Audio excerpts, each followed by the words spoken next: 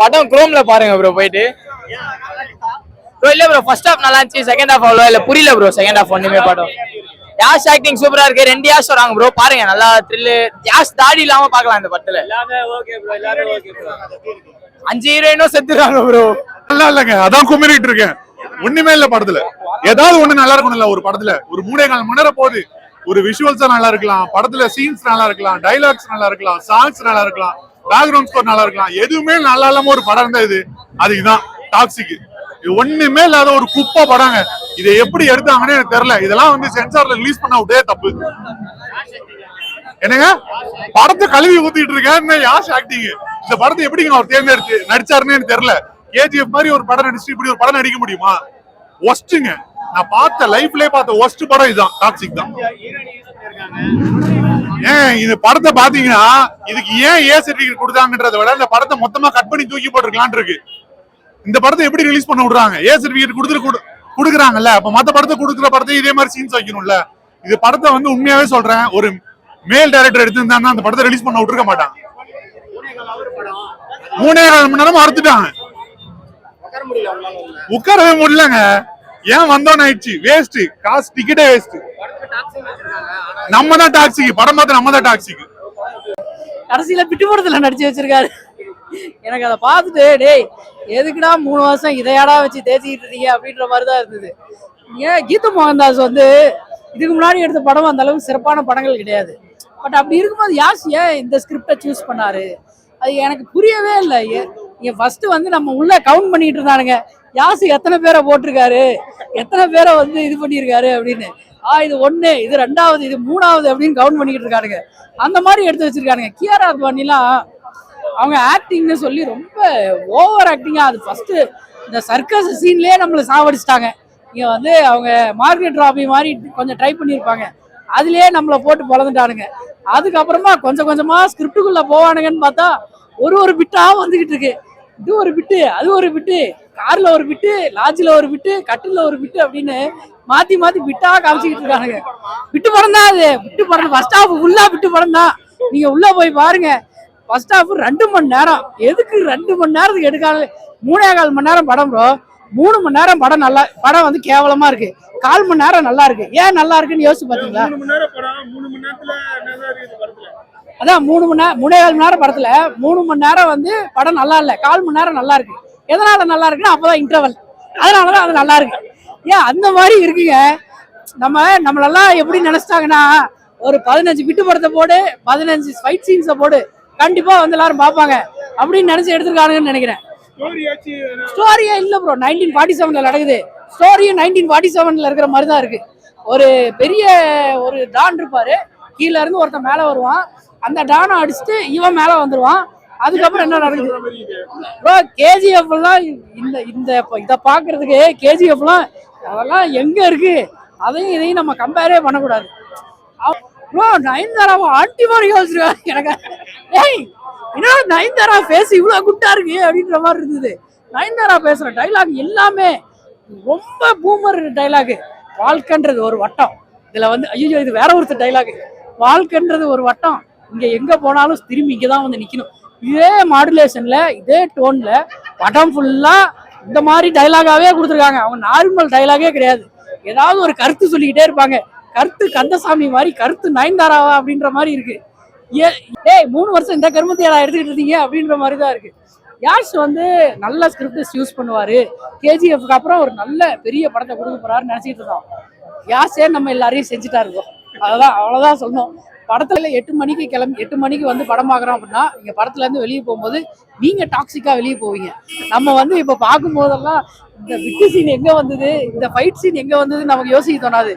ஏன்டா நம்ம உள்ள போனோம், நம்மள ஏன்டா 200 ரூபா செலவு பண்ண வச்சானுங்க, இவனை நம்பி உள்ள போயிட்டு நம்மள கடைசியில வெளியே வந்து நம்மலாம் இப்படி புலம்போட யோசிச்சிருப்போமா என்னைக்காவது? வயலன்ஸ் எதிர்பார்த்து மூவிக்கு வரலாம். வல்கர் சீன் இருக்கு. ஸோ கிட்ஸு ஃபேமிலியெல்லாம் அவாய்ட் பண்ணுங்க. அதே மாதிரி வந்து மூவி யாஷ் வந்து நல்லா ப்ளே பண்ணியிருக்காரு, ஆக்டிங் நல்லா இருந்துச்சு. நயன்தாராவும் யாஷோ வந்து அக்கா தம்பி ரோல். ஸோ அதுக்கேற்றான போர்ஷன் வந்து நயன்தாராவும் நல்லா ப்ளே பண்ணியிருக்காங்க. இல்லை ஹீரோயின்ஸ்க்கு வந்து அப்பப்போ வருவாங்க, அப்பப்போ போகிறாங்க. அது ஒரு ட்ராப் சீன் மாதிரி இருக்கும் ஹீரோவுக்கு. மற்றபடி பார்த்தீங்கன்னா செகண்ட் ஆஃப் போர்ஷனு வேற மாதிரி கொஞ்சம் ட்ரை பண்ணியிருக்கலாம். ஏன்னா வந்து அது டார்ச்சர் பண்ணுற மாதிரி இருக்குது மூவிக்கு. எப்படா படம் முடிகிற மாதிரி இருக்கு செகண்ட் ஹாஃப் போர்ஷன். ஏன்னா கிளைமேக்ஸ் சீன்லாம் வந்து ரொம்ப எக்ஸ்டெண்ட் பண்ணி எடுக்கிற மாதிரி, அது ஓரளவுக்கு வேற மாதிரி பண்ணியிருக்கலாம். ஆமாம் ஆமாம், அந்த எக்ஸ்பெக்டேஷனோட நானும் இங்கே வந்தேன். ட்ரெய்லர்லாம் பார்த்து வந்தேன். அந்த எக்ஸ்பெக்டேஷன் வந்து ஃபர்ஸ்ட் ஹாஃப் ஓரளவுக்கு மீட் ஆகிற மாதிரி இருந்துச்சு. அந்த செகண்ட் ஹாஃப் வந்து ஏன்டா அந்த மாதிரி பண்ணுற மாதிரி ஆகிட்டாங்க.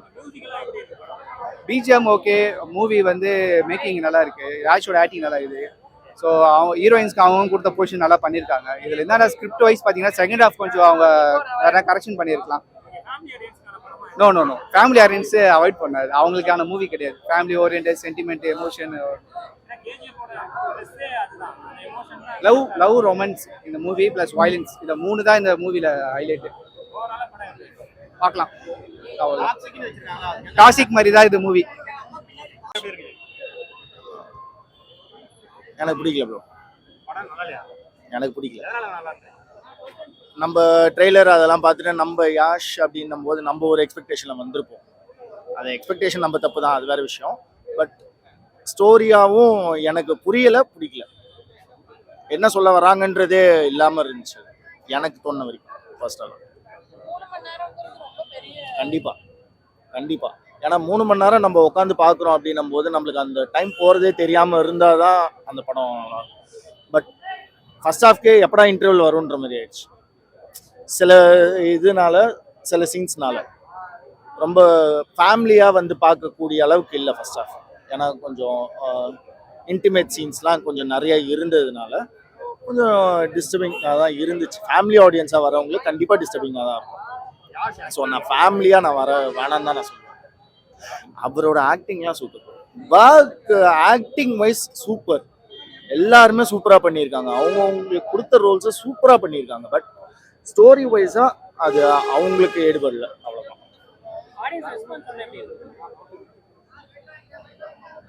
ஃபர்ஸ்ட் டே ஃபர்ஸ்ட் ஷோ மாதிரி இல்லை ப்ரோ.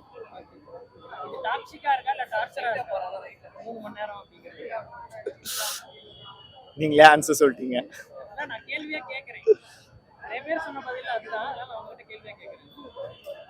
எங்களுக்கு டாக்ஸிக் ஆயிடுச்சு. Sorry bro, rating idea. இந்த பெர்ஃபார்மன்ஸஸ் எல்லாருமே ரொம்ப அழகா நடிச்சிருக்காங்க, எல்லாமே சூப்பரா தான் இருந்துச்சு. பட் கதை மட்டும்தான் ரொம்ப நேரம் இழுத்துட்டு போன மாதிரி இருந்துச்சு. யாஷ் ரொம்ப அழகா நடிச்சிருக்காரு. லாஸ்ட் படம் இருந்தது மாதிரி இந்த தடவை அவர் ஆடியோ லான்ச் மாதிரி ரொம்ப நிறைய எஃபர்ட் போட்டு அழகா நடிச்சிருக்காரு. அதுவும் டபுள் ஆக்ஷன் நடிச்சோம். கிளைமேக்ஸ் தான் ட்விஸ்ட் வச்சு அது ஏதோ அவருக்கு மென்டல் சென்டர் மாதிரி ஏதோ காமிச்சு ஏதோ பண்ணியிருந்தாங்க. மற்றபடி பெர்ஃபார்மன்ஸ் வைஸ் 10 out of 10 கொடுக்கலாம். யாஷ்க்குன்னு இல்லை, நயன்தாரா, கியாரா ரொம்பவே அழகா நடிச்சிருந்தாங்க.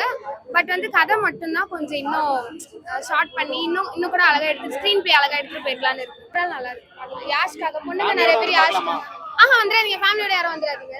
பொண்ணுங்க சூப்பரா இருந்துச்சு, இன்ட்ரெஸ்டிங்கா இருந்துச்சு. ஒரு த்ரில்லிங்கான மூவி. ஆஃப்டர் லாங் இயர் கழிச்சு நான் பாக்குற மாதிரி இருக்கு. எல்லா ஆக்ட்ரஸுமே அவங்களோட ஃப்ரேமை கரெக்டா ப்ரெசென்ட் பண்ணியிருக்காங்க.